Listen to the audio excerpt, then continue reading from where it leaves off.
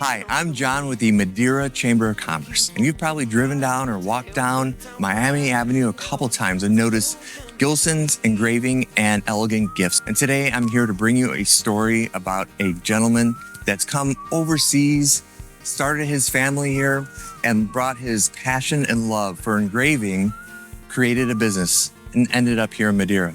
And now you see the billboard of Madeira called Gilsons. This business has thrived through the pandemic, thanks to you all here in Madeira. And now here's their story. I grew up as a kind of town where names know your name. Where I grew up as a kind of town where things never change. Friends eat at the restaurant. The principal knows the street you live on. The farmer's market runs all day long. The Saturdays are full of songs. School buses packed with kids from your street. The pool is full of every swim meet. The street dance is stacked with the people on their feet. And lights got the 4th of July.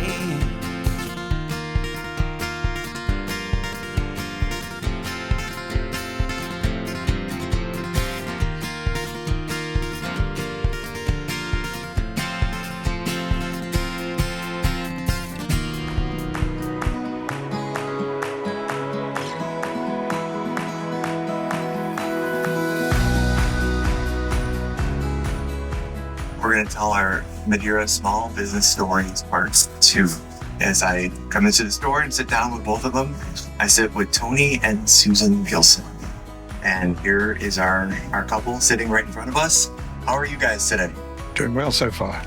I have a couple questions for you, and so does the City of Madeira and the Chamber of Commerce. Are you ready for these questions? We are. All right. So I'm going to ask you. Tony. Oh, look who walks in the door. You ready? You ready for these questions? Don't be embarrassed. There's That's okay. That's okay. Couple questions from the City of Madeira, people of Madeira, and the Chamber of Commerce. And are we ready to go? We're going to start with childhood. So we'll start with you, Tony. Are you ready? I guess. Tony, where did you grow up? In Birmingham, England. Okay. And what was your family like? Lovely. Did you have any brothers or sisters? Yeah. You are not. You better be better than this. Stop it. Well, I did. All right, but answer. I can't remember. You did. I mean, how many brothers and sisters did you have? I had 2 brothers Okay. and a sister. There was Brian, Brian, there was Bob, and there was Susan. Susan. Mhm. Okay. What did your parents do? My father was a musician. Okay. And he played with the symphony orchestra in Birmingham, and also had his own dance band, and did a good job. He was a resident band at a hotel in Droitwich Spa, which is just outside Birmingham. He ran the band, the resident band there, where they played every Friday and Saturday. So we got to go out there and stay there when he was performing. So the whole family would troop out there and have a weekend in a hotel, which was very pleasant. Did he or your mom ever talk to you about anything about engraving or anything that would have inspired you to go that direction? Yes. Well, my dad worked. He had his bass player in his band was an engraver. He had an engraving business, Lancaster Company, and so we knew what was going on there. And the only reason I got into the engraving was because I was going to be called up in the army. There was a draft. The draft was on, and so I was going to be drafted unless I did an apprenticeship. So I did an apprenticeship at this engraving business, and that's how I learned the engraving. That's where we started. And then we bought an engraving machine, my dad and I, and we used to do engraving in our basement at home. So we did some work on that. Think there was anything maybe when you were younger that were you engraving in trees or maybe in your mashed potatoes or anything like that you would have you would have been inspired that would have forecasted something? I did some artwork. I was quite artistic, and used to build things around the house. And I used to go to art school, so I was quite handy. I used to be the fix-it guy around the house. Did you ever find yourself doing anything, I don't know, being a pest around the house or getting in trouble? No, I was always very well behaved. Was there? Are we talking about his childhood or today? I haven't changed. Is there any stories you want to tell there, Susan? No, I just reiterate, he's very handy. It's nice to have him around the house. He can usually fix pretty much anything I need fixed or supply me with the drill bit that I need to fix it. So that would be all I'd say. Who was the troublemaker within the brothers and sister? We were all very well behaved. This was during World War II, so you had to be well behaved. Otherwise you didn't eat. You know, it was hard to get food. My mother used to work hard to get food for us. And we weren't aware. We didn't have a Kroger's. We had the local stores in this town. We're on the outskirts of Birmingham. Birmingham's the second largest city in England, but we were on the outskirts, and so that there were no departments, no supermarkets in those days anyway. It was all small stores, and when she heard that food was coming in, she'd go and stand in line when the deliveries were made, which is what everybody had to do. So we had to behave, otherwise we didn't get to eat. Right. That's not quite true, but it's close. In England, was the military enlisted or was it a drafted option? It was drafted. It was drafted? Yes. Okay. I was going to be drafted when I was 18. So I did this engraving apprenticeship from 18 to 21 to avoid the draft, and then I had to go in. Then I was drafted. So I had 3 years to learn the engraving. And then I was in the army. When I was in the army, I did some engraving. I was drafted. I was posted to Osnabrück, which is in North Rhine-Westphalia in Germany. And I used to work for a local jeweler doing his hand engraving on the side. At what point did you decide to come to the United States? Can you talk about Susan for a bit? I came to the United States. It's another story, really. Sure. If I skipped ahead, you can fill in. He came to the United States with his first wife, Diana, who we're very good friends with, but I don't know that Tony wants to go into that. It's up to you, babe. Well, that's how I got here. She was a teacher, and an American couple came to teach in England. And this is in Birmingham, where she was a teacher, and they came for 2 years to work in England. So we got to know them well, and then we decided to emigrate to the States. And they said, "Well, come with us. We live in Cincinnati." Came to Cincinnati and then had to look for a job. I looked for a job, and I got a job in Cincinnati, working for a company called Porter Precision Products, who made punch and dies for the tooling industry. And they were pretty good. They were one of the nation's best tool and die supply companies. That was downtown Cincinnati? They were on Banning Road in the other side of town here. Okay. But they were a company with about 100 employees. Ended up as executive vice president. Wow. So you've seen quite an evolution in how Cincinnati's changed. Yeah, I guess it's changed. It was very nice then. But I got a good job there. Made a lot of money and learned the tooling business, which was completely strange to me, but they thought I was special. They called me an exotic because I wasn't American and had nothing to do with America. So Right. the talent, it was a talent agency thing, what you call this. I applied for a job there, and they got me this job with Porter Precision Products. So was it you that decided that you wanted to go off and start your own business, or did you partner with somebody when you moved towards the Kenwood area, or was there an in-between business? Lots of in-betweens. the Porter Precision Products guy, the guy who owned it, Mr. Porter, and he wanted to live in France. So he got a French partner and moved to live in Paris and opened a company there. And Walter Porter did not speak French, so this guy was taking quite a bit of an advantage of him, which I could figure out that he wasn't getting the best deal. So he said after he'd been there for a couple of years, he said, "Tony, I'm going to come back because because he really didn't know what he was doing over there." He came back. I said, "Well, if you're coming back and you're going to run the place," we came to that arrangement. I got 6 months' pay as executive vice president of this company, which was pretty considerable. Yeah. And then my wife and I decided we'd start our own engraving business. So Not this wife. not this one, no, a couple ago, but so that's how we started the engraving business, and she was very supportive. She was a teacher too, so she had a job, and she just won $40,000 on the lottery a couple of weeks ago. Should have stayed with her. So I should have stayed with her. It's kind of like, when was that idea created? It was a long time ago.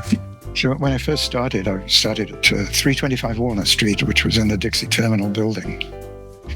And I had a little shop right in front of the Dixie Terminal building, and right in downtown Cincinnati.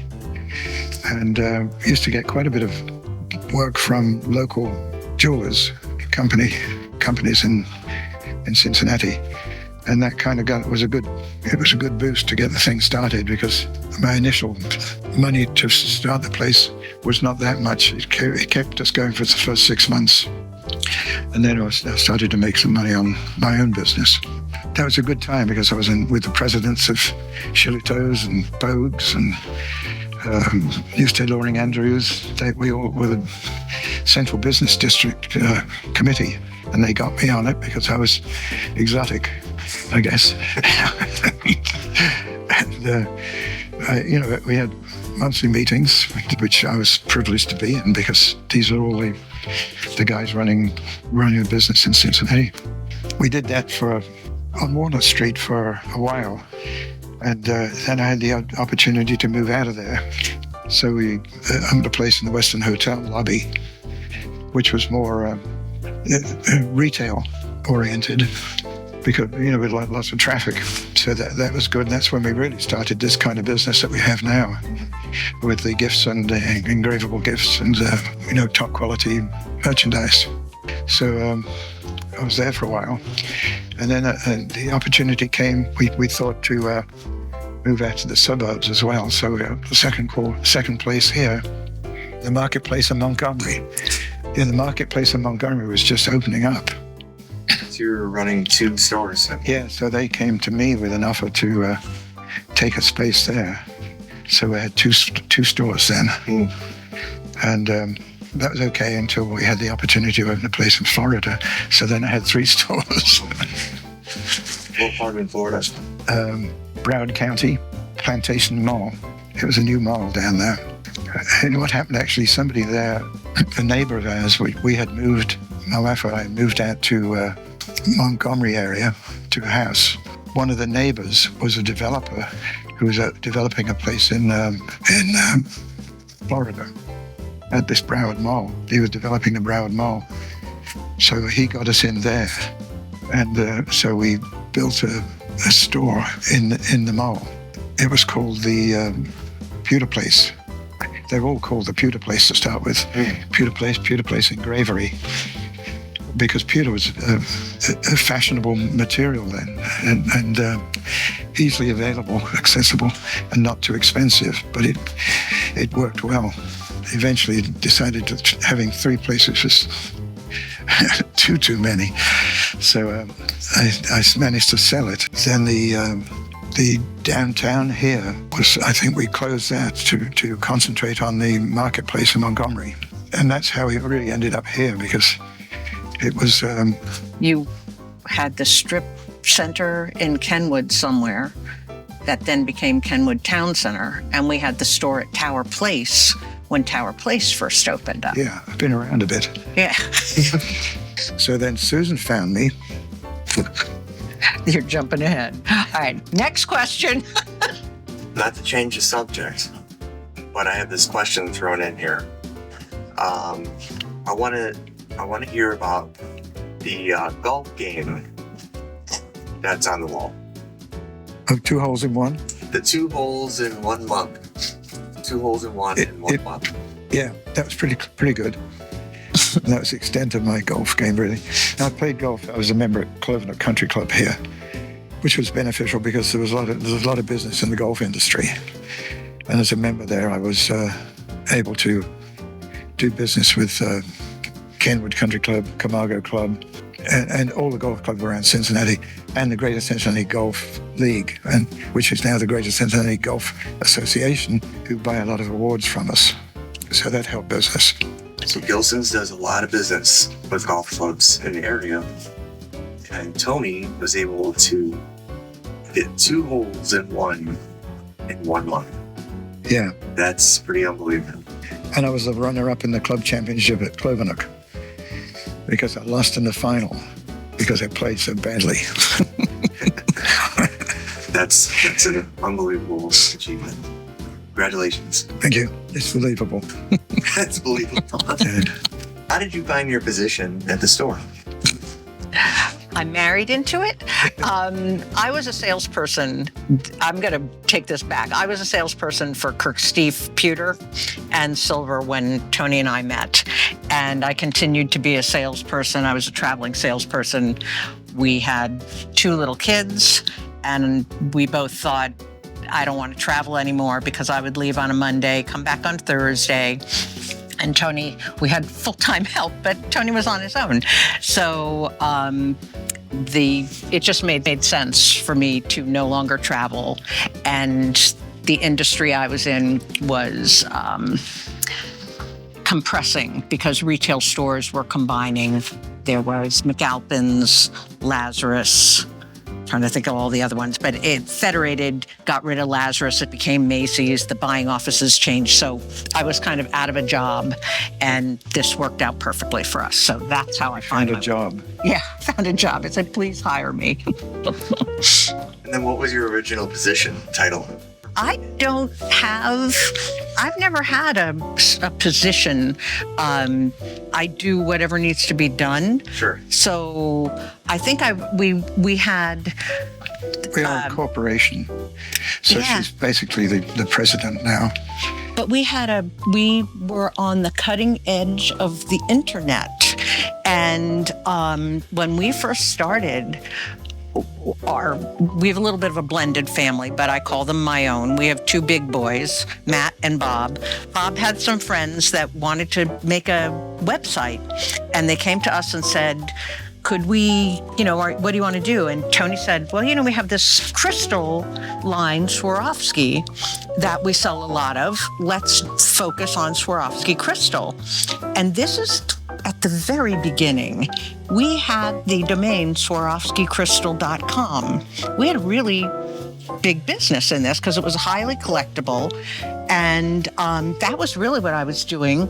I think I got my first award here at Gilsons was Queen of the Internet, I believe, because I looked over getting those orders in and shipping them out. So that was really how I started, and why they needed help, because we were doing quite a bit of business with them, which was why Swarovski put a shop in the mall, based on the fact that we were doing close to $300,000 worth of Swarovski business for them, but they thought they could make more money if they did it on their own. Sure. So that's kind of how it started.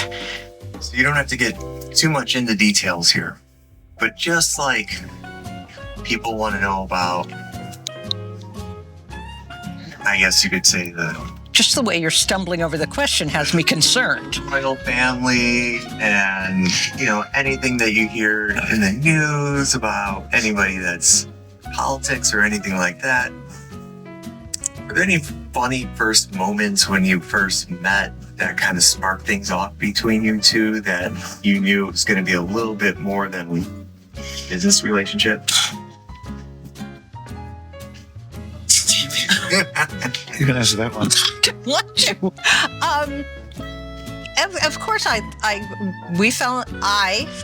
his accent was a thing. I lived in New York. He lived in Cincinnati. We started talking over the phone.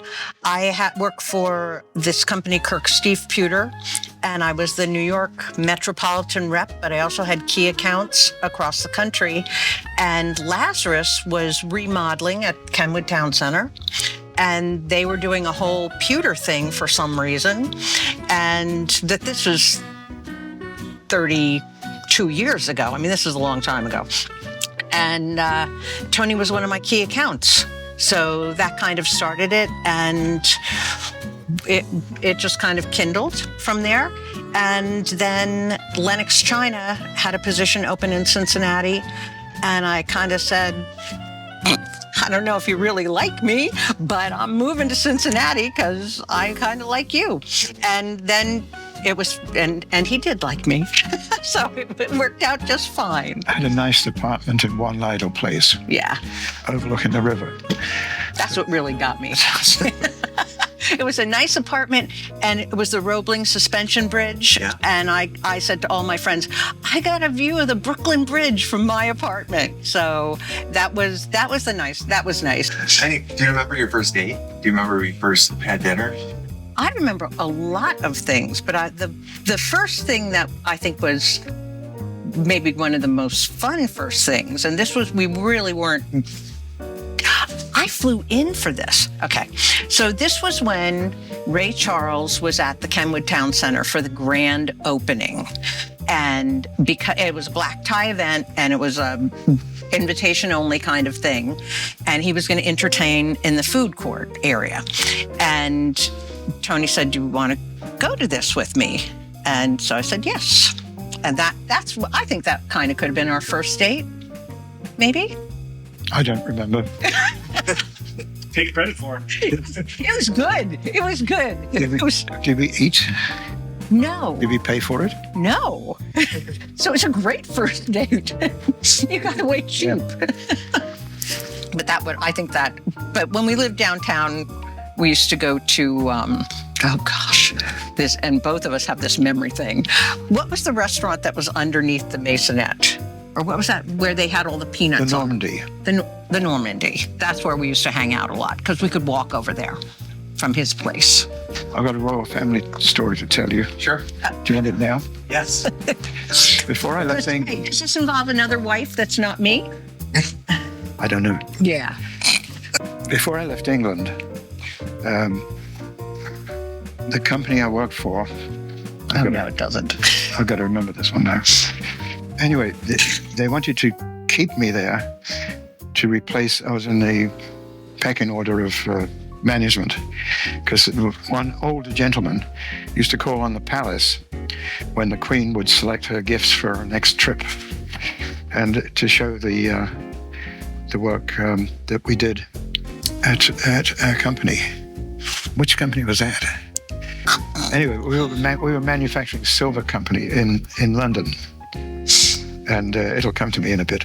But he was of retirement age, and they wanted to keep me to replace him, to do this job of calling on the palace once a year to sell our goods to the Queen. She would select the stuff. And I decided to come over here instead of getting that job. And I don't know why I did that, but that's what I did.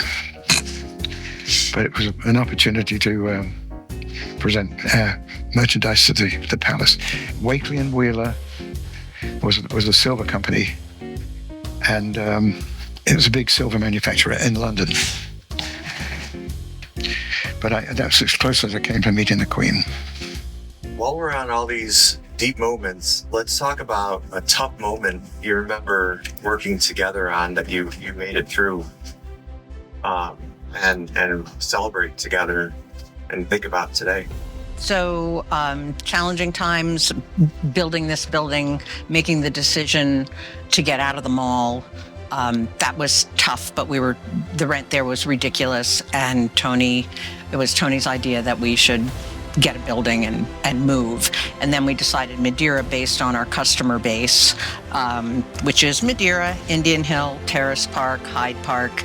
So Blue Ash, Montgomery, that whole kind of area.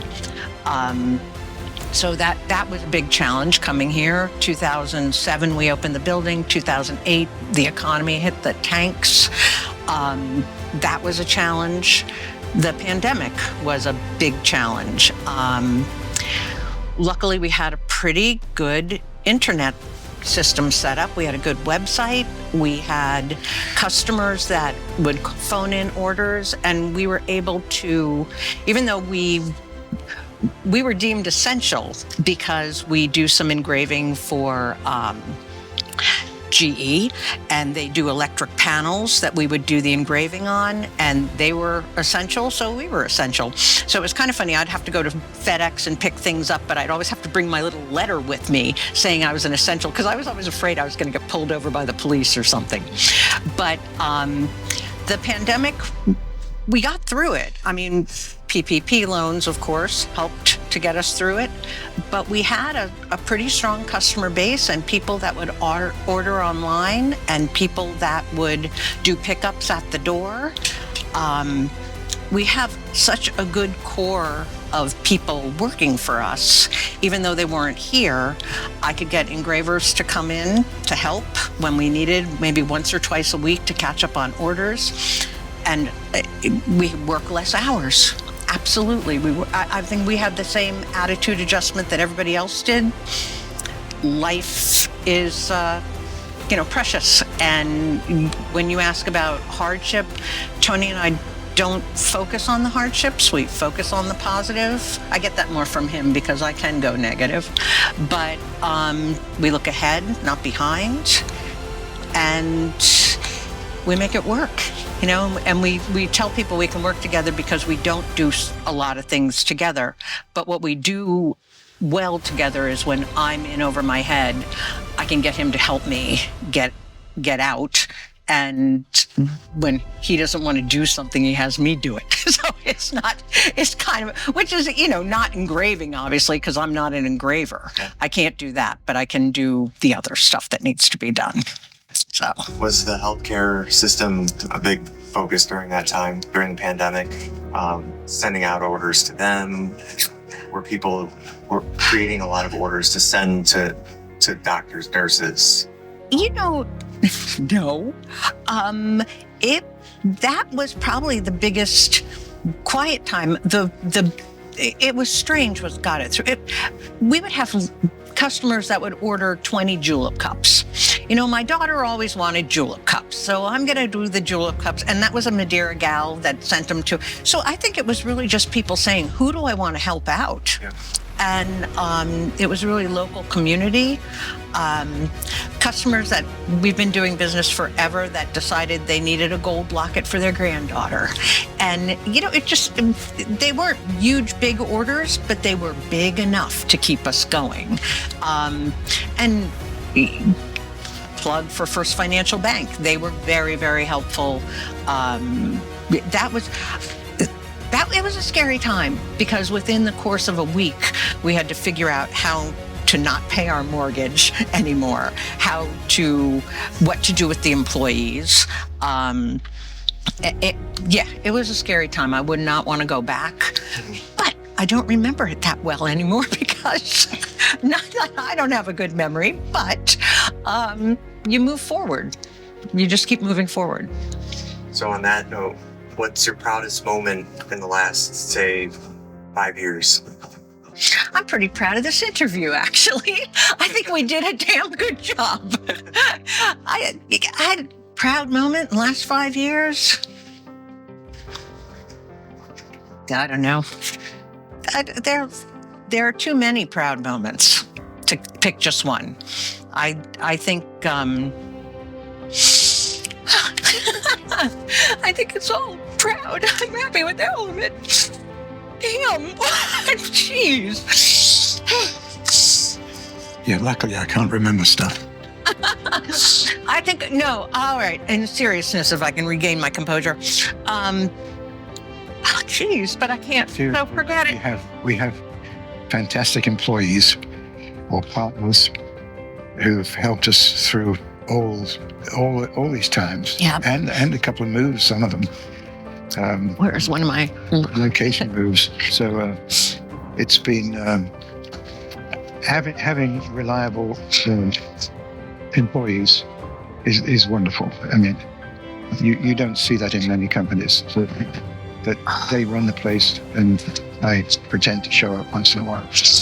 But Susan and the girls do such a great job here, and I think that's what the customers respect.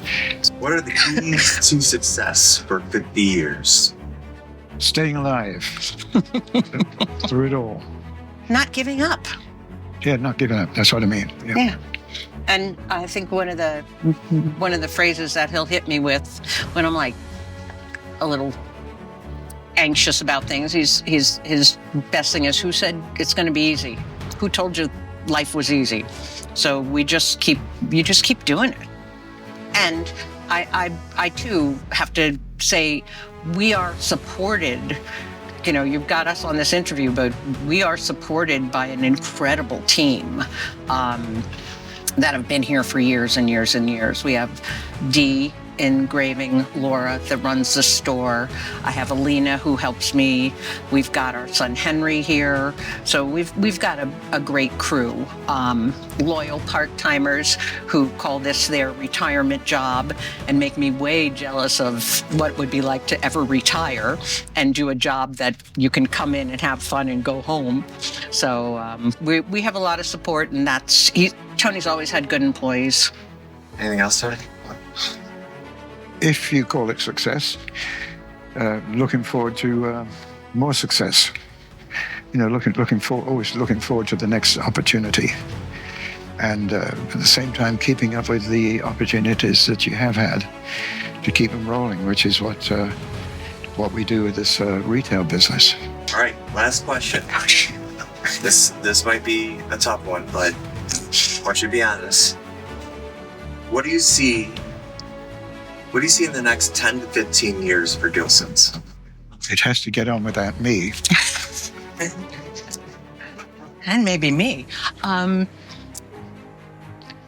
honestly don't know. I mean, that will be if our son Henry decides to take over the helm.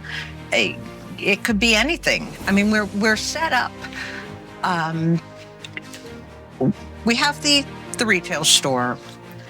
We have the internet business. We have 2 websites. There's a lot of collateral that people can work with if somebody wants to do something with it. I know you're going to talk to Laura later, but Laura and I are about the same age. And I've got the head of engraving, Dee, who's a little behind us in age. So it really seems like there will be a generational change that takes place. And I don't know. I mean, I think there will be a building here. I don't know how much of it Gilsons Engraving will house. And if, like I said, if Henry decides he wants to do something different with the business, if we're not involved, I have no idea. And I have no idea. You know, you never know. And it really is one day at a time. You know, you show up, you work, you do your job, you don't know what's going to happen. But I think there'll still be some sort of presence. I think Gilsons will be around in some way, shape, or form, for sure. It's amazing the choices that we make through life, that the roads and paths that we take and where they take us today. 8 years ago, when I was riding my bike to work every day along the lakefront on Lakeshore Drive and watching the sun come up over the lake, I would have never thought I'd be sitting in Cincinnati talking both of you with my lights up, racing to get this interview done with you all before you open. I very thankful. I never thought I'd have a second college degree in cinematography, talking to you all about your business and life and telling stories and living the dream of where I am today. And you're talking about the closest you've been to the Queen of England. It's just like, it's so weird. It's so bizarre, but it's just, I thought I was going a whole different direction. You thought you were going a whole different direction, and it's mind-blowing. Yeah, I really never had a direction, I don't think. I don't think I have one either. Well, thank you for your time. I really enjoyed this, and the stories go deep, and I think that everybody's going to benefit from hearing your story, because they're not just walking in and looking at a frame or at a computer cup or, you know, anything that they're going to just get for a gift. They're hearing your story and they're hearing the background, and it means so much more when they come in here than just buying a gift for somebody. They're hearing the background. They're hearing the comfort, the love behind what you put into this. It is the story behind it, and there's an emotion, there's a love, there's so much more. And Okay. I thank you again for your time. Thank you, John. Thank you. Tony. Cut.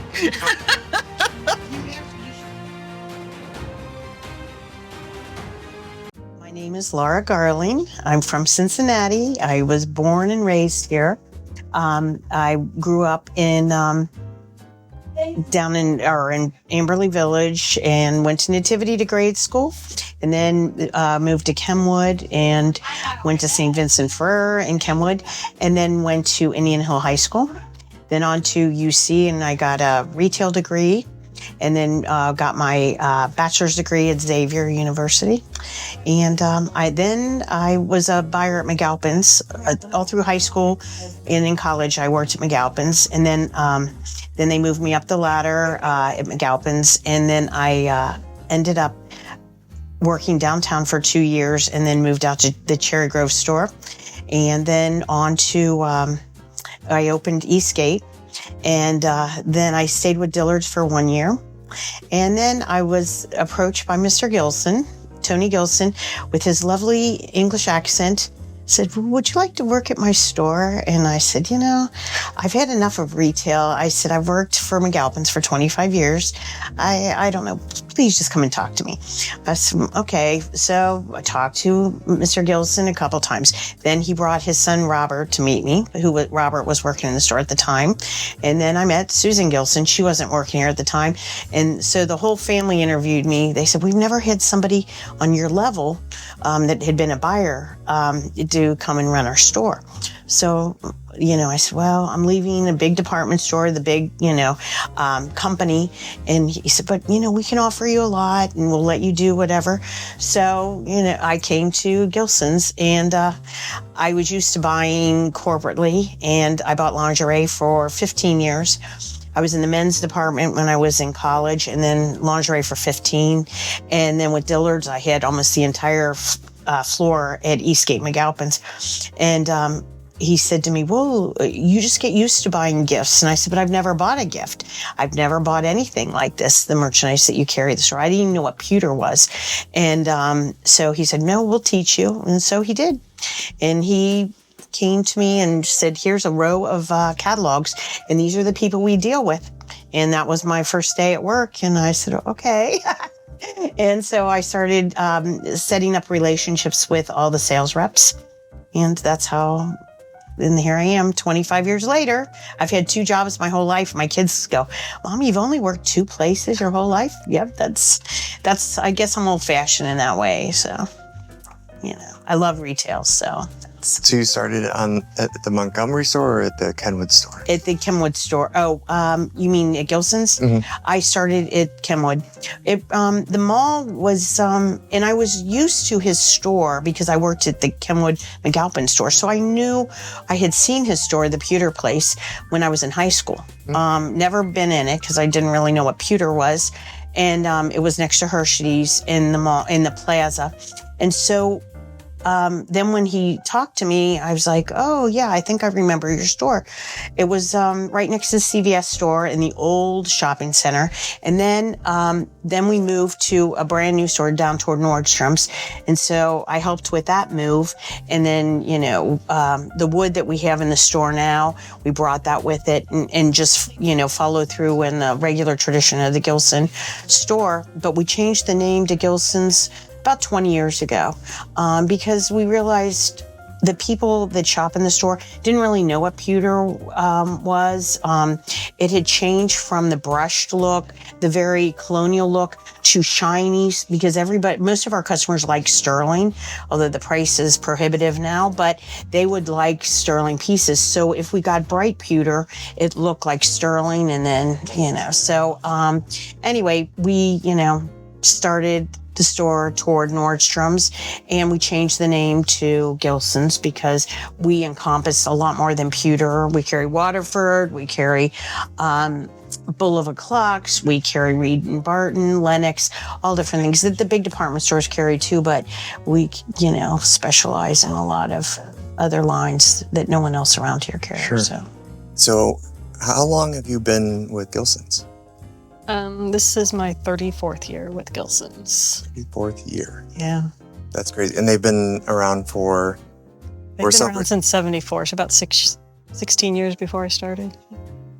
And they're celebrating their 50th, I know. 50th year. That's crazy. And so I would assume you like working here. I do. It's a great family atmosphere. Yeah. They're all very concerned about you and your family. Yeah. I think we work well together. Yeah. So my name is Alina, and I actually grew up in Phoenix, Arizona. I moved here 2 years ago now for college, and so I spent first 20 years of my life in Arizona, and might move back, might stay here, not sure yet, but...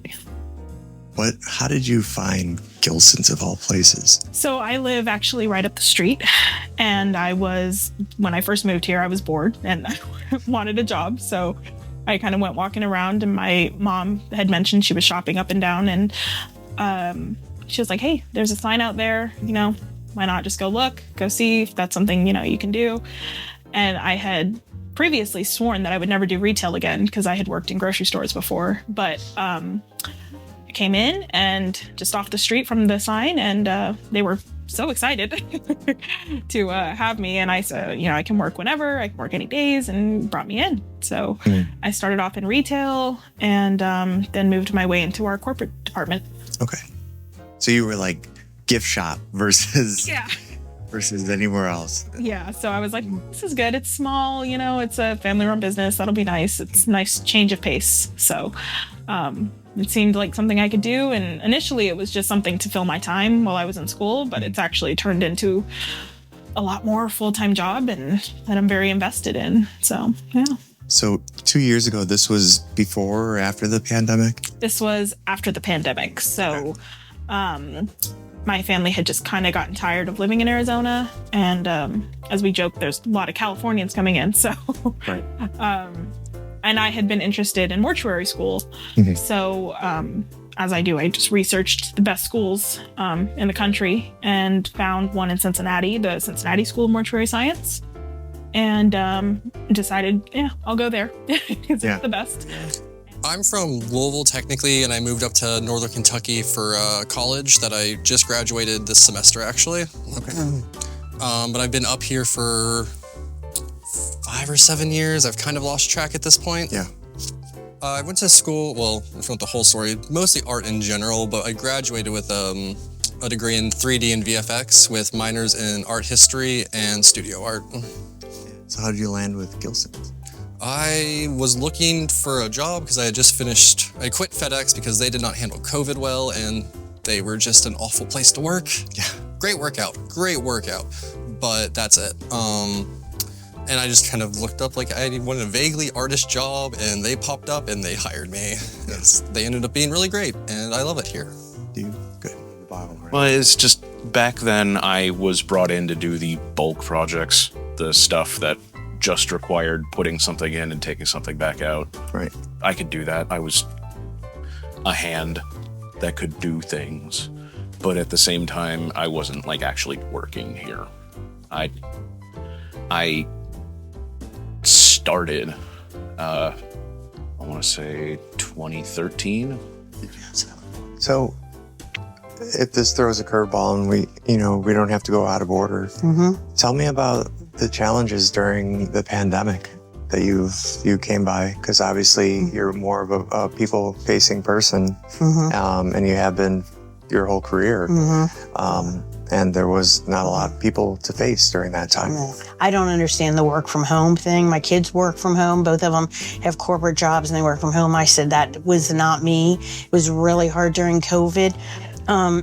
We would take turns coming in the store because we didn't want anybody to be around each other. So we would take turns of when you'd come in or when, so that we could take care of customers without being around each other. Well, Susan would take a turn, I would take a certain day, and then we would come in.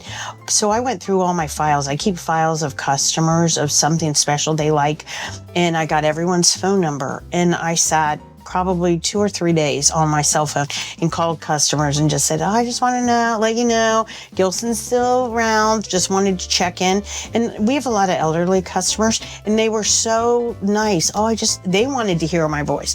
And so I wanted to hear theirs. So it's nice. Yeah. How did your job, how'd you do during the pandemic in terms of your job, your livelihood, mental health, and everything else? I was still able to come in because we didn't have customers initially. We were still taking online orders, so things still needed to be engraved. So that was nice because you were still able to get out. You weren't totally in your house or surrounding house, the whole time. So that was nice, and still be able, I don't know, to feel like there was some normalcy to what you were doing. But it wasn't quite as busy. So that was hard because there just wasn't enough work to, keep you here long enough. So yeah, that was challenging. Yeah. Time I'd kind of like to forget, I think. Yeah. Did you do a lot of runs during that time? I did, yeah. Yeah. Yep. Keep you going, keep you distracted I did. from the craziness in the world. Yep. I think that's kind of around the time I decided that maybe I should try a marathon. So. Did you run any? I run 3. You ran 3? Yeah. That's amazing. Yeah, it's very, very hard. Yeah. But we did, UPS came in every day. Somebody had to be here all the time. And so that's what we did. And then it was during, I had just set up the entire store for St. Patrick's Day. And, that nobody came in for St. Patrick's Day merchandise because we closed the store like the next day. And same with Mother's Day and Easter. So the store was all set up for holidays, but no one could see it. That's right. So we went, did a lot of business on our website, and we did Mother's Day gifts. People still wanted Mother's Day gifts. So they would call the store, and then we would, Dee, our head engraver, would come in a couple times a week, and she would engrave everything, and then we just meet somebody outside in the parking lot, and that's what we did. We kept things, because people still had children, so I just had a grandchild, or I just had a baby, and I need a baby cup. You can't say to them, we're not open. So we always stayed open. We just didn't have people come in the store.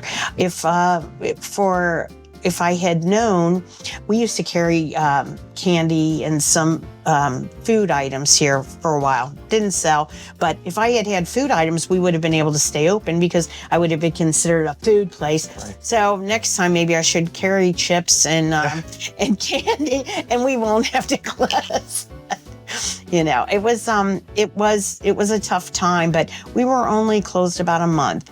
And then to get the customers back in, we promised that we would space things out. We had tape on the floor so that people knew where to stand. But it got to the point where when customers came in, they felt so at home that when they would see us or they would see their friends come in the store, everybody was hugging everybody. Sometimes Mr. Gilson would come out and say, is anybody buying anything, or is this just a big party? Because everybody felt so warm and they felt like it was safe to come in here. And everybody was just, I haven't seen you for a while. Oh, it's so great being around. And so that was really neat. It was like being around your friends again. So, yeah. You know, being here, there's such a story behind it. What have you found surprising, most surprising that you learned from Tony and Susan? I would say kind of just learning how to run your own business. I didn't initially come in here, hoping to learn that, because I do want to own my own business someday as a mortician, but I think I was surprised at how much you can learn from the little things. Working, especially in corporate with Susan, I work very closely with her, and she has definitely taught me a lot about, how you can hire someone, what owning a business is like. I mean, even taxes the other day we were talking about. So no, she's definitely taught me a lot. She's just kind of shown me what it's like to run a business. And I mean, it's amazing. She does most of it on her own, and she does an amazing job at it, keeping her employees happy, keeping it, being involved in the community, making these events happen for us. And yeah, no, overall, it's just, I would say the business aspect of what I've learned is the most surprising, and kind of even the little details about hand engraving that Tony's told me about. So, in his spare time. So that's what I think is kind of the most interesting part of it. Now, with your passion and your goal to go to school after this, everybody carries on the little bits and pieces that build their future, build things into their next level and their next chapter, their next book.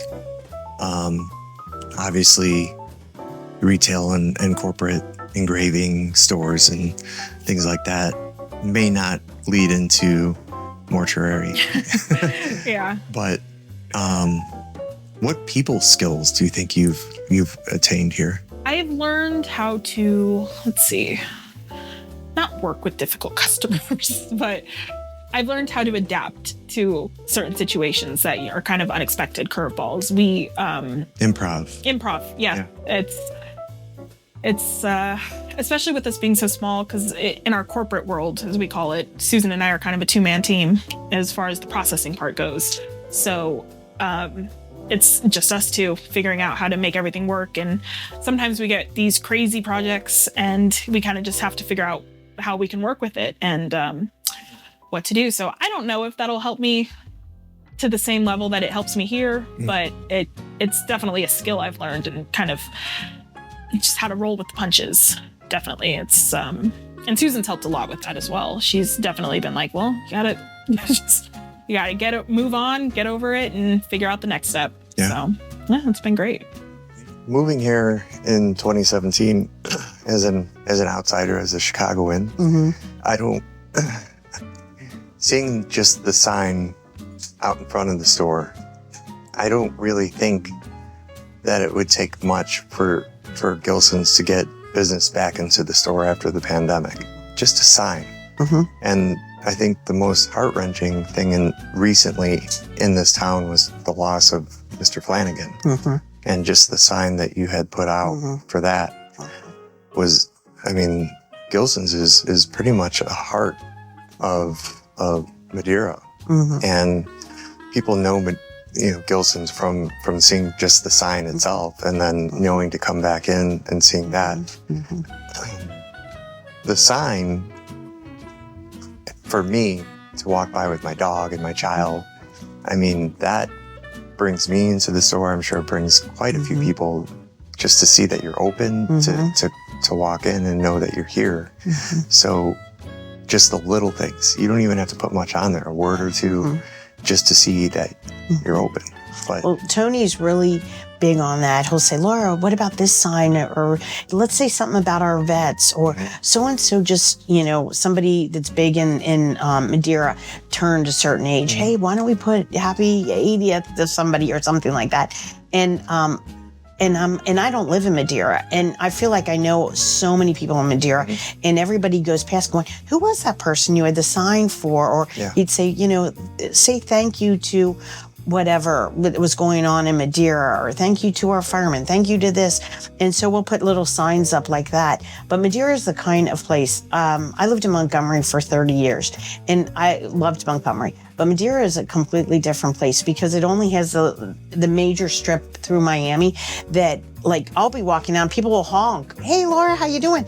I mean, I never got that in Madeira, and I live there. I mean, in Montgomery, and that's just the way Madeira is. Or if I go into Swing Line or Starbucks or any Redden or Coffee Please, "Hey, you know, I haven't been in your store for a while. You know, thanks." Or do you still have this in stock?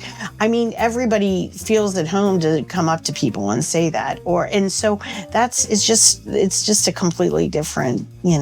It's interesting. You could put on your sign, "Go get a pretzel at Swing Line," and they'll be like, "Hey, Swing Line, Gilson said to go get a pretzel, so we're gonna have a pretzel Yeah, tonight." that's exactly. And it's just because it's your sign, and everybody knows your sign because of this drag and because of how powerful Gilson's is Right. in this neighborhood. Yeah. Well, and we're right on the line. And a lot of times during construction, which is still going on now, people sit in front of our store for a while. So that's the other thing. Some people say, "Well, I sat in front of your store and I looked in the window and I didn't realize that's what you do." And I'm like, well, maybe we should slow down everybody in front of our store and realize we do corporate gifts, we do baby gifts, because I have those in the window. But windows, because people are going past so fast, but now that the construction's happened, people sit in front of our store and they see a lot more than they used to. Yeah. How did you find your job with Gilson's? I'd actually started engraving someplace else 10 years earlier than that. So I'd started off there part-time, full-time, became a manager, area coordinator of different stores. And I decided that I didn't want to be in management, that I just loved the engraving part, and that's really what I wanted to do. And someone had mentioned that there was a place over in Kenwood Town Center that did engraving. So I went and applied for the job and took several tries to get Mr. Gilson to hire me. And started doing some work in the town center, but he also had a little shop over in Blue Ash, I believe. And so I worked there, and then he opened up a store downtown that worked there for a little bit, and eventually just stayed with the Kenwood Town Center until we moved here. Was there something in particular that you had to show him to convince him to be hired? Just kept calling him saying, "No, are you hiring?" Because it was right before Christmas, so I figured they needed extra help then. And what was it about Tony's work that you were like, this is the place for me? Well, it started with computer engraving because initially I'd only done what they call the pantograph style, the old machine. So that was kind of different. You could be a little more creative with it, especially with the computers that we have now. You can be a lot more creative, which I really enjoy. Yeah, so. Now, I was downstairs with you the other day and you showed me, this is where the B-roll kicks in. You showed me a little bit of the work that you do, and do you still have that old machine? Yeah. In fact, I had to use it a couple weeks or so ago. There's only if it's like a very large bowl or a large tray that doesn't fit in the computer machines, do it on that. And it's like riding a bike. You don't forget how to use it. Right. It's kind of relaxing to do it. So yeah, I still enjoy doing it now and then. Would you say it's like new cars or like a new microwave or a new stove where that old machine is more dependable than the newer machines in terms of the parts and software? We haven't had to change anything on it for a long time. There you go. There you go. The computer goes down, you're in trouble. The manual machine, you can do it. Right. Right. So how did you land with Gilsons? I was looking for a job because I quit FedEx because they did not handle COVID well and they were just an awful place to work. Yeah. Great workout, but that's it. And I just kind of looked up, like I wanted a vaguely artist job and they popped up and they hired me. Yes. They ended up being really great and I love it here. Good. Did you know that you wanted to do this growing up? No. In fact, as much as the rest of my brothers will tell you, none of us wanted to do this. It was a family business, sure, but it was also strenuous. Yeah. It was work intensive, and it drove several of my family members away. Like my oldest brother Matt only worked one summer, and my second oldest brother Bob, or Robert, I guess, worked for about 16 years and then left the city. But he became a teacher. So How many siblings are there? 4. 4. Okay. My youngest brother George is in New York doing production. So George, Bob, Matt, Yeah. and you. Well, it's Matt, Bob, me, George. Okay. Okay. So one's a teacher, Yeah. and then what are the other ones? My brother Matt works as a basically director for doctors up in Michigan. He gets paid in private jets and box seats. Oh. And then George works as a PA in New York for commercials. Okay. Yeah. I had asked Tony and Susan where they see Gilsons in 10 years, and they just said one day at a time. I don't That's exactly, that's what we say. know. Because we're all around the same age, and we all have people that say, "You're still." I went to lunch with my high school friends yesterday at Deshays, and they were, a lot of them are retired or consultants. Are like, "How much longer are you going to keep working?" And they go, "I said I love my job, but you're going to hit a point where physically I'm fine, but you hit a point and it's like, oh, do I want to do this all the time?" So it is. It's a day by day thing. Yeah. I can see myself here for a couple more years. Don't know after that, but just you never know. Are you going to miss that ring in that door squeak?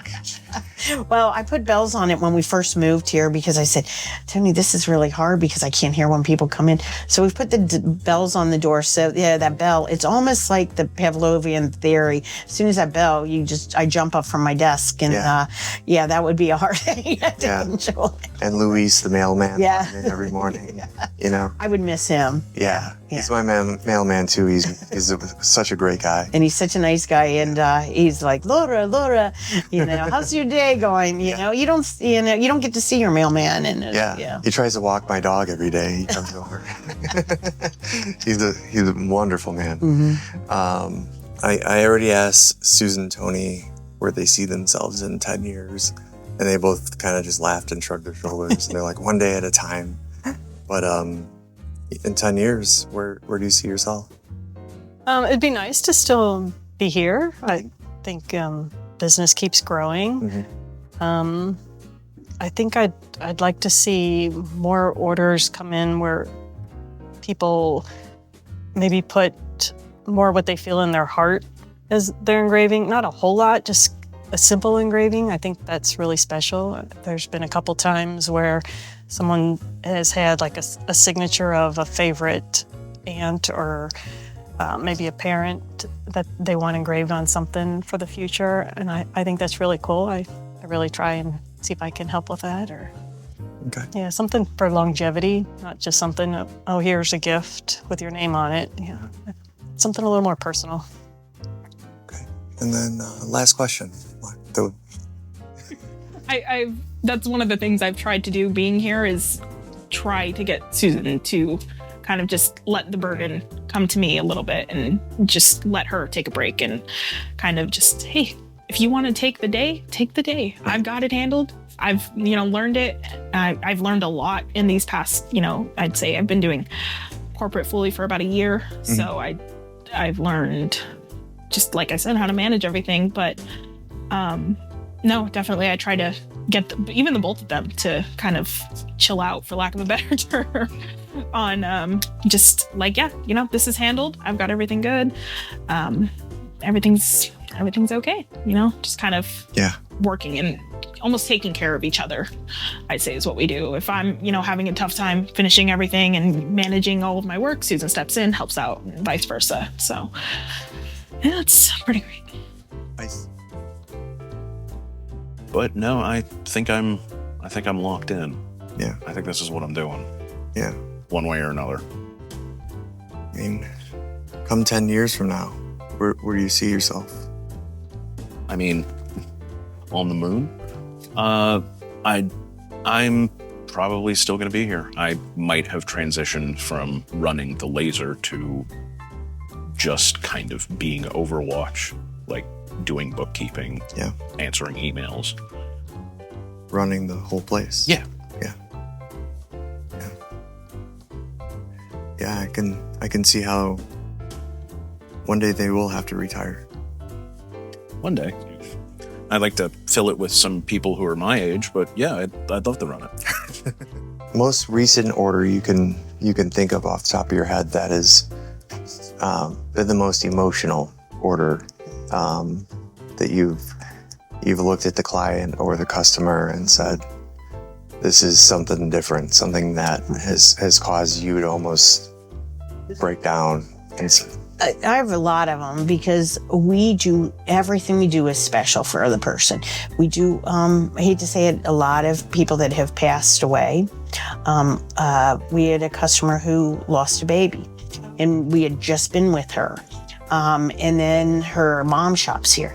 And so we did pewter cuff bracelets for her. And everybody wore them for the funeral. And it was real emotional to do that and to see the mom come in and say, thank you so much. And then it was just really neat. So all of our gifts are so special for people. And everybody is so appreciative when we do them. So that's probably the biggest thing. I mean, people can't thank us enough. And when I worked at McAlpin's, it wasn't, I was selling a product and that was it. Here, you're creating a product, you're creating, sometimes you're creating like heritage for people. So that's the other thing too. But when everybody comes in and goes, oh my gosh, thank you so much for my gift. You know, I think of, it was a couple years ago, we do a family charm and it has all the kids' names on it. And this lady came in, or this guy came in that I knew. And he said, you know, I'm just started dating this woman and I really want to give her a special gift. So I said, well, what's important to her? Well, her kids. She has kids. She loves her kids. So we did a family charm. So about 2 weeks later, she came in and I saw the necklace and she said, I love this gift. She said, I just need a longer chain. Can you help me? And she said, she goes, did you help him with that gift? And I said, yeah. She goes, I had just started dating him. And she goes, I wasn't really sure about it. But she said, when he felt my heart because he knew my kids were so on board and he gave me a gift like this, she said, I have him for life. And I was like, oh my gosh. So not only we're creating love stories, you know, and stuff, because everything we do has some kind of meaning. You know, we have the kids that are in med school that come in and want to buy their professors a gift. I want to thank my professor for everything he's done. And then we see these professors come in and go, I've never gotten a gift from any student. And this student came in and bought a gift for me from your store. I mean, that kind of thing. It shows that they care, we care. And it's, you know, it is. And everybody that works here cares about every gift that we do. Dee, our engraver, has been here 35 years. She really works on every gift that you do. And if it's not right, or if somebody says, I just don't know if we'll make it right, you know, and she'll design something. A lot of our customers know Dee by name. Hey, I know Dee designed this last time for me. It's because we do wedding invitations on trays, and she'll say, I've already done this wedding invitation. And they're like, really? And they go, she knows every product she does, so she doesn't ever duplicate a gift to somebody. And they said, oh, I already got that from Gilsons. You won't usually see a duplication on a gift because she does each gift and knows. And then she also has, you know, other people that help her with the engraving, Matt and Harry Gilson. So they all are doing this thing too, but Dee, you know, actually helps me create the gifts for those people. Mm-hmm. Yeah. And she gets emotional too. She does a lot of urns, and you know, and the people that bring the urns, and she actually has to work with them, and you know, it does get emotional, you know. And or she'll do a sword. She does swords and guns and that type of thing, and she'll do a sword for somebody that either passed away or is getting married, and they want their name on this blade, and then we all get wrapped up in the stories. So we have tons of stories that people, you know, tell us. A lot of times we don't pass it on to let other people know because it's confidential most of the time. But yeah. You know, Okay. yeah. Anything else you want to? No. I mean, yeah, we're just excited. I mean, when I went to lunch with my friends, they're like, congratulations, you've been there 25 years, but I can't believe Gilsons has been in business 50. That is so exciting. And they were excited for me to work for a company that's been here 50 years, you know, so, I mean, that's the whole thing. And our customers are excited. As soon as they come in the store, I know you have your 50th anniversary. And that's what's really neat, you know. 50th anniversary is good. You know, when I turned 50, that was exciting, but now it's better to be working for a company that's 50 years. Yeah. So, yeah. Great. Yeah. Thank you so much. Thank you. Maybe the top two, one of the most oddest things you've engraved, and then one of the most interesting and beautiful things you've engraved. Probably the most oddest, most challenging, I would say. There was a movie that was going to be filming around, and they had a trumpet that the performer played, Miles Davis, and he always had his name signature on the trumpet, so they wanted that engraved on there for the movie. Unfortunately, it didn't show up in the movie, but it was very challenging because I had to make it large enough to see, so since I couldn't rotate it, I had to basically slice it and engrave the top half and then match up the bottom half to that. And it came out really cool, but it was probably the most challenging thing. Was it most special? There was a gentleman who came in who had basically, this was a second marriage. He was an older gentleman who had gotten married, and he had written a love letter to his wife. It's very special. So it was kind of neat to lay it all out and engrave it for him so he could give it to her on her anniversary. So. What was it on? What was the love letter engraved on? I think he did it on a tray because that's usually where we have the most space to engrave something. But yeah, that was pretty cool. So I like being involved in special events like that. Yeah. Like I said, personal things are more special. All right, Dee. Thank you for your time. Thanks. Okay. Favorite thing that you've engraved so far? Oh man, that's a hard one. Probably some of the personal stuff I've done, just because I don't have to do our store stuff. Like, you know, I can be much more creative about it without having to deal with customers, frankly. But yeah, it'd probably just be some of the weird personal stuff I do. I've made some little random awards for my friends and stuff for dumb stuff that we decide to do, just like little Mario Kart tournaments. I'll engrave a little thing for whoever wins that and do it in just the worst font you can imagine, stuff like that. And it's fun to do that. But as far as professionally, I'd say it was probably, it was a coat of arms a guy brought in like a year or two ago that I had to fully digitize for him and then like do it all for him, but it came out very nicely and he got it done on, I think it was a flask that was about that big. It was huge, massive flask. Laser. Oh, your favorite thing that you've used the laser on, and the weirdest or oddest thing you've used the laser on? I'm gonna generalize it a little because it's easier to think about. My favorite thing to run on the laser is wood. Wood is very forgiving and it really holds a lot of potential. You can put a lot on it with pictures or pretty much anything. The weirdest thing I used to do were actually wood pieces that a guy would bring in that would just get stamped with logos on them.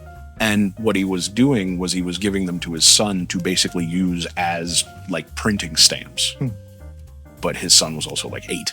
So it was more just printing stamps on any surface his son could get his hands on. And like one time he asked for rubber as well, which made me have to dive deep and figure out which rubber I could get in that could actually be a stamp. But yeah. Okay, cool. Nothing like It's mostly just general stuff. nothing like weird animal leather hides or anything like I that. try not to do leather, like proper leather, because that needs to be embossed. Lasering does not work that way. Yeah. It, I don't know what it's going to cut through. Yeah. And normally it's just the same color. So it really doesn't show up. Yeah. It needs to be embossed. Yeah. Have you ever worked with the Reds or anything like that? I think we do a lot with the Reds. Do you? I don't remember anything personally off the top of my head, but I've definitely done stuff for them in the past. Okay, that's cool. Stuff for the Bengals, stuff for the FC Cincinnati soccer team. Really just whoever realizes that we're here. Yeah. They normally end up doing a lot. Yeah. Like, I recently did what must have been the entire graduating class of Mount Notre Dame getting full honors plaques. Yeah. And before that, it was a UC order for 100 pieces. And then it was the Kroger fiscal year back in like March. And that's every Kroger like in the region getting something or other. Have you ever run by any charities like Girls on the Run or? We do like Boys Hope, Girls Hope, Josh Cares. Trying to think what other ones we normally do. Save the Animals. We save the animals like once a month.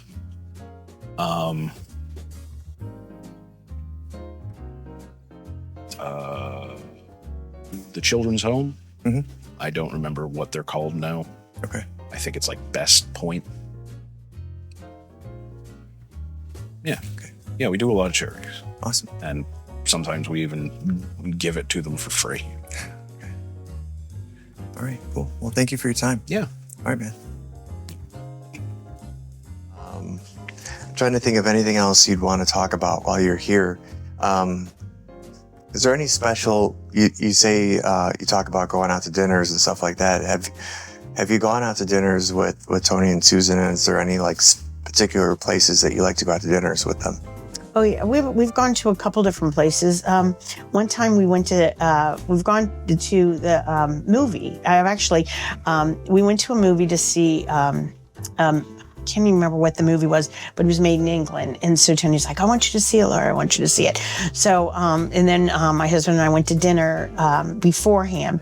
But we've been to the theater together. I actually, when I first started, they wanted me to meet a lot of the people in their neighborhood. So my kids were younger at the time, and we actually went to parties in their neighborhood. So I knew everybody in Madeira Hills, or Kenwood Hills, I mean, and went to like fundraisers, their pool opening, that type of thing. So that helped me get to know a lot of their neighbors. And now I've gotten to be friends with their neighbors. Sometimes Susan says, you know my neighbors better than I do. But that kind of helped me get to know a lot of the people that they know. And I mean, I've known all their family. I mean, Tony's 2 boys, especially Robert, who worked here. So the whole family thing, and we've done stuff with their families.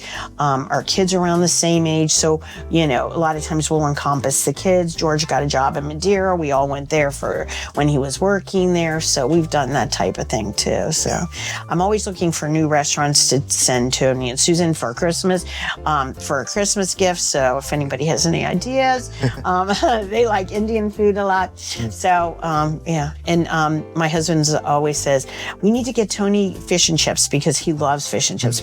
So my husband and I will be like, this is a great fish and chip place. So sometimes we took Tony to the St. Gertrude's fish fry, just the three of us, and went so that he could have fish and chips. So yeah, next time I'll get him to go to Good Shepherd, my parish, because they have better fish and chips. But So growing up Gilson, tell me about at least one or two of the most non-work related fun family events that you traditionally do. Well,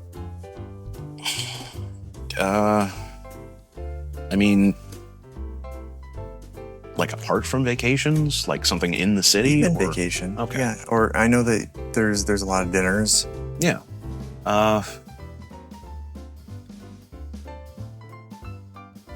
I don't know. I want to say once a month we do just go out to a family dinner in one of the 4 or 5 restaurants that we can't make at home. We have a tendency to be very good cooks. Yeah. Like everything, we look at each other as like, do you want to go out? And I was like, but we can easily make this at home and it'll be just as nice. I didn't know that. I thought it was more of a going out thing. No, it's more of a do we want to cook tonight thing. Because it becomes just what can't we make at home? And that's normally where we go, which is why we most of the time end up at Ferrari's because it's delicious. Yeah. But it's the complicated foreign foods. We don't really go out for steak. She was talking about some kind of curry shrimp last time I was here. But what is the top 3 things on the Gilsons menu if I were to come over for dinner? Probably a flank steak, roast chicken, pork loin, either a pork tenderloin or pulled pork. Okay. It depends on which one we can get. Yeah. So the flank steak, is it like with a chimichurri, or has it got any kind of sauce on it? It's a load of dry seasonings. Okay. It's everything from sea salt to cinnamon. Okay. Yeah. And it's a whole bunch of stuff. Grilled or? Yeah. Yeah. We have a nice grill outside. Yeah. And we use it pretty much every day. Do you marinate that steak? Yeah. Mostly in like Worcestershire sauce and like minced garlic. You have to break down that. Yeah. Otherwise, it's way too tough. Right? Yeah, a little. Yeah. You gotta carve it all up, and then you just gotta.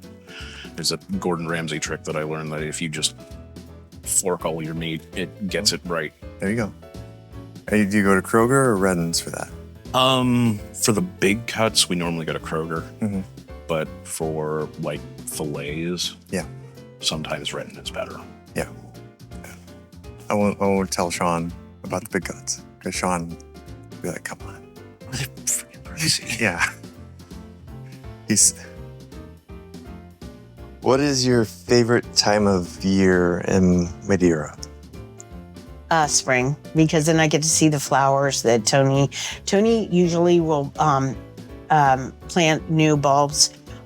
And so he'll be like, Laura, you got to check my new irises out or check my new tulips. But then the deer have eaten some of his tulips. But it's exciting to see what's come up from what he planted before. With the construction, I think it kind of hurt some of his flowers.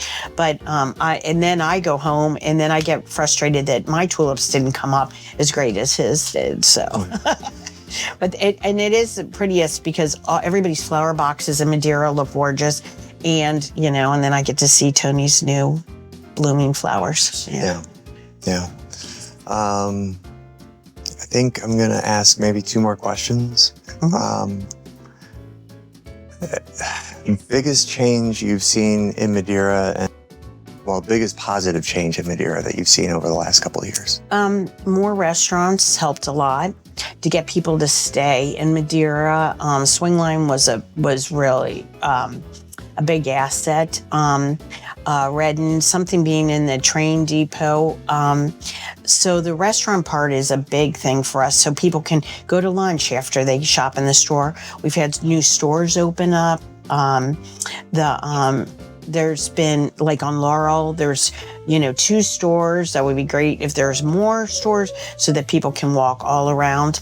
And we've had ladies' night for, since we opened here, sponsored by Cincinnati Magazine. That has been really fun. I like it. Susan sometimes says, I don't know, here we go again. But I love ladies' night. We serve wine, we have snacks, we have a great time. It's not as much work. After COVID, it has been less work because we have everything pre-packaged, where before I had relish trays, sandwiches. A lot of people don't want all that food handling. So it's a different setup now. But everybody's happy when they have wine, and that has been a lot of fun in Madeira. And it keeps growing, the amount of people. I've never been to Madeira. That ladies' night is so cool. And then there's more stores opening up. Honey, Pink Box, a lot of the stores that keep opening up, the retail stores, that's what kind of makes us, although we're a destination where the other ones are more boutiques and that type of thing. But if people want something engraved, they have to come here. So we're more of a destination. But while they're here, after they've done, they're like, what other stores are in Madeira? Oh, there's restaurants too. Yeah, so, there's Madeira Inn, which has been around forever. Tavola. There's just so many different places you can go to. Ferraris, there's Madeira Cafe. There's a combination of all different restaurants, whatever you want. So you can always go to Maristop and just get a drink. But there's so many places around Madeira, and it's all walking, and that's really nice. Yeah. You can think about this question for a moment, but have you ever had any emergency situations or hard situations that you really had to think quick and solve on your feet, meaning like somebody got sick or somebody had to just leave the store and you had to take leadership and action as quick as you could, that you've said, I've never had to think about this before and I really have to step up and take control? I think, that's a good question. I don't know if I would say emergency, but like I've said, working in the back with Susan and kind of just working with her on most things, I would say that the first time she ever went on vacation and left me to kind of run the back by myself, it was definitely a struggle, as I think everyone can attest to that.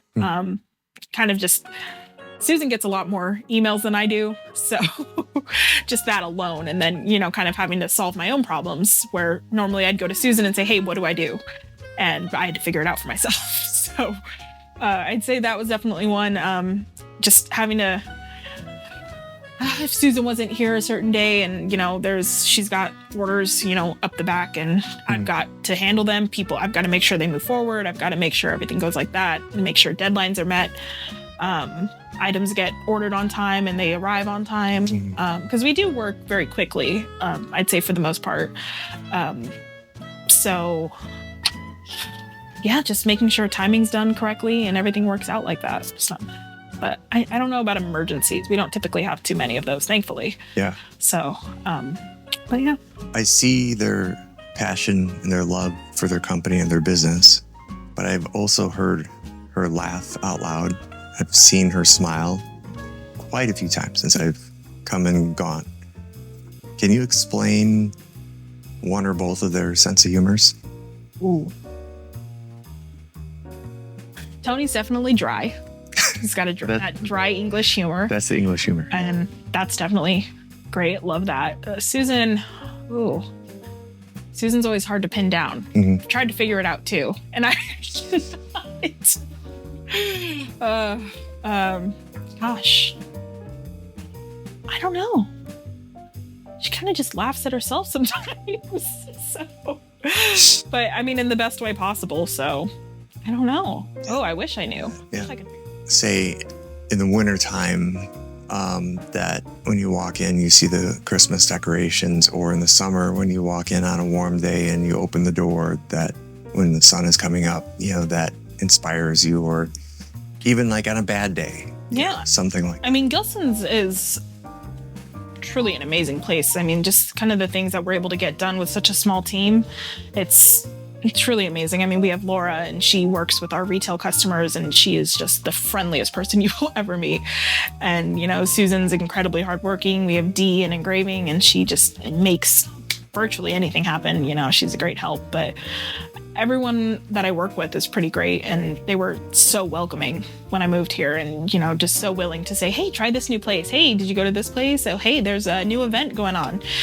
So I think the people I work with definitely help make it a better business, because you can have okay workers and kind of everyone just works in their own little bubble, but everyone's really involved, and it's really a team effort to get our projects done and just to keep moving. So good. And last time I was here, you were just finishing up on a weaponry, if you remember that.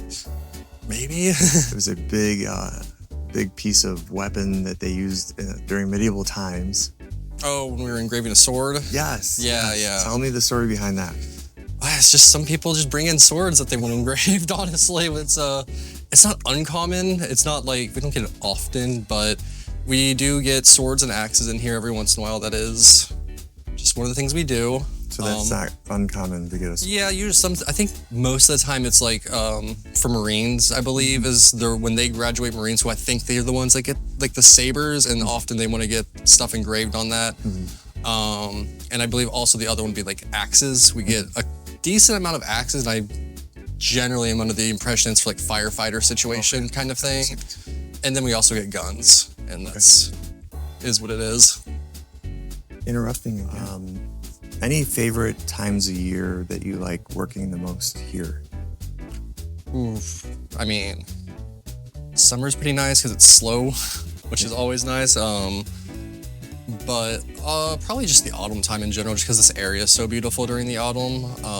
It's just nice to kind of walk outside and look everywhere every once in a while, just for that, honestly. And it's like that kind of perfect mix of not too busy, but not super slow, where I'm like, okay, I have nothing to do, but I can work and feel nice at the same time. So probably the autumn time. Yeah. Do you like the leaves falling, kind of a Halloween feel? Absolutely, yes. I mean, this area, when you come out here, especially in the winter when it's snowing, it's just like a Hallmark movie. Yeah. It's insane. It's like, okay, I'm going to see some country guy fall in love with some city girl all of a sudden, something like that. Right. Is there anything that Tony or Susan have said to you that, as a compliment, that has surprised you?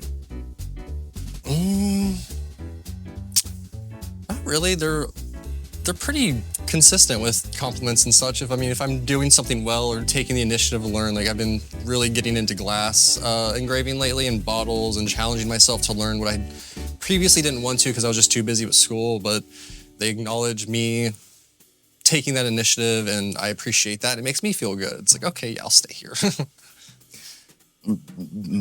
Matt and Bob were from the first marriage, so they're both in their 50s now. Yeah.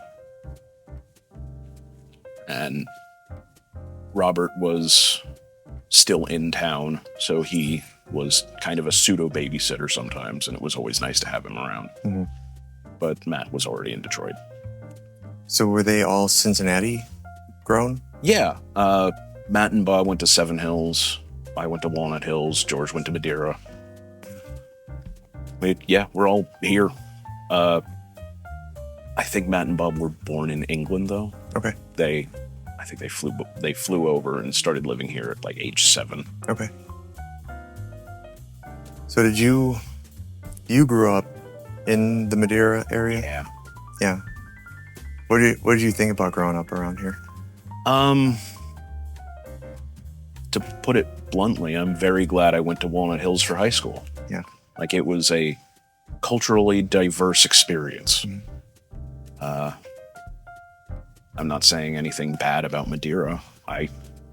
The school system here is very nice, but going there opened my eyes to a lot of stuff, and I'm pretty sure I wouldn't have gotten that kind of experience if I had just stayed in Madeira and then gone to college. when you graduate, what year did you graduate? 2010. 2010. Okay. So then, did you end up going to school beyond that? Yeah, I went to college at Bowling Green for like 3 years, Mm-hmm. and then slipped out, and then finished my major at UC. Okay, great. Yeah, I got a. How do you? It feels like Gilsons is a big part of the community where in Madeira it is kind of like the billboard when you drive in, even though it's a small sign that's put out every day.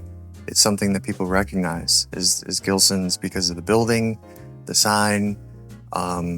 Most people that I talk to my daughter's 10 and she goes to Madeira. When people get something engraved, they either come here to get it quoted first, or they just go straight here to get their things engraved or printed or anything else.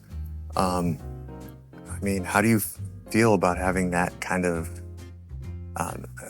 prestige and that kind of honor, I guess you could say? I mean, it is nice that everyone around here knows that we exist.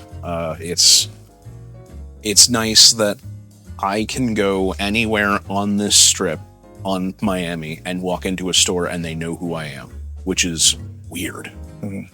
Like, they normally know my parents, but because I've been around for so long, they know me now. Mm-hmm. And it's different. It is a very small town experience Mm-hmm. where everyone in like a 3-block radius knows who I am. Which means I can't rob anything.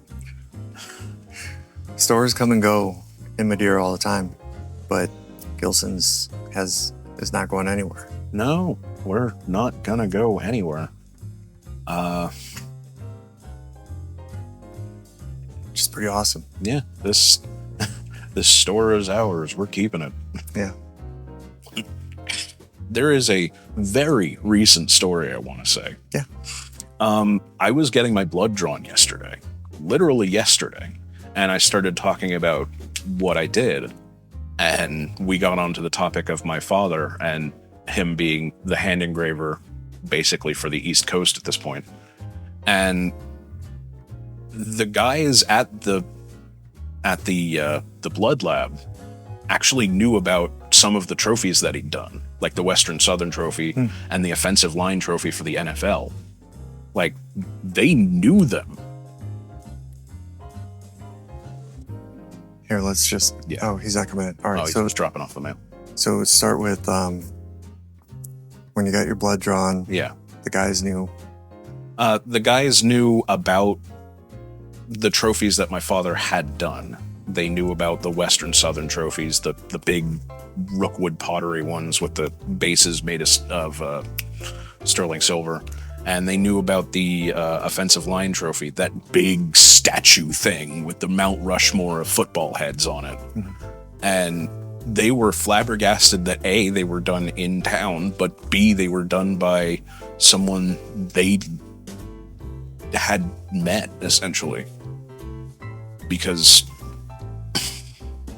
like, the guys there over at, like, Jewish, they drive by here all the time, and they're like, oh, is that what that place does? It's like, yep, we do all of it. Yeah.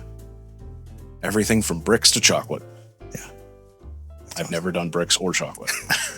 But you could. I could. Yeah. I'd have to learn about it, but I could. Yeah. That's awesome. Yeah, this goes back to my time working for Porter Precision Products before I started this business. And Walter Porter, when he was living in Europe, he spent some time in England, and he decided he wanted a taxi cab to bring to Cincinnati to take people to and from the airport. So he bought a taxi cab and had it shipped over here. And when it got here, the engine, I was in Canada at the time for some reason. I spent some time in Canada. But when it got here, the engine was pretty much blown up. It had a diesel. The London taxi cab had diesel engines. And I had a mechanic worked on my car in Toronto, because I lived near Toronto. I don't know when this was, but there was some time I was in Toronto. And I said, I've got this London taxi cab and the engine's blown, what can we do?